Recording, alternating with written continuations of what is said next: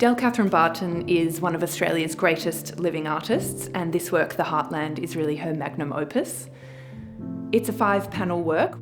In the central panel, we see a depiction of Mother Nature with her heart and her legs splayed wide open, representing the regenerative force of women, the universe, and nature.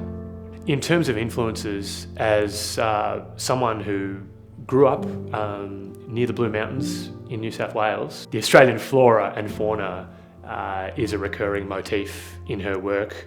We see the native Australian animals, the kangaroo, this sort of hybrid possum thylacine, and of course the nightingale, which is such a strong piece of iconography throughout her oeuvre. Well, there is a great tradition of mural painting throughout Australian art, which probably began with Tom Roberts's Big Picture in 1901, the first sitting of the Parliament of the New Commonwealth, which at 3 by 5 metres was an absolutely unprecedented size at the time. And then in more modern times, we've seen works like Sidney Nolan's Riverbend 1, Geoffrey Smart's Container Trains in a Landscape, held by the Arts Centre in Melbourne, and also a pentaptych, so it's 5 panels. We've seen John Olsen's Seafood Paella from 2007 sold at auction recently for an immense figure. And then paintings like Brett Whiteley's Bondi Polyptych and Howard Arkley's Fabricated Rooms from the Lion House Museum here in Melbourne.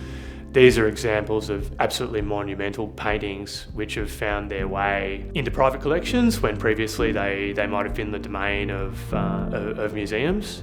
So clearly there's an appetite for monumental paintings in domestic settings, and this is an equivalent example, we feel.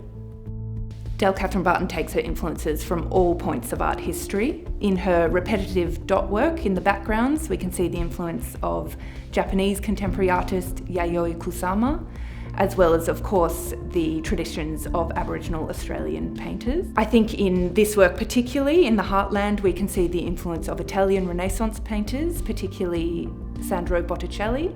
The Birth of Venus and Primavera are both similar in composition and in themes to The Heartland. All of those paintings have a central female figure surrounded by verdant imagery and symbolic figures. I'm tremendously excited about the opportunity to handle the painting. It's such a rare opportunity for us in the secondary market and in the auction industry to not only live with and handle something like this on a daily basis, but the opportunity to find another custodian for it is just such a great honour, and something that comes along probably once a decade in our working lives.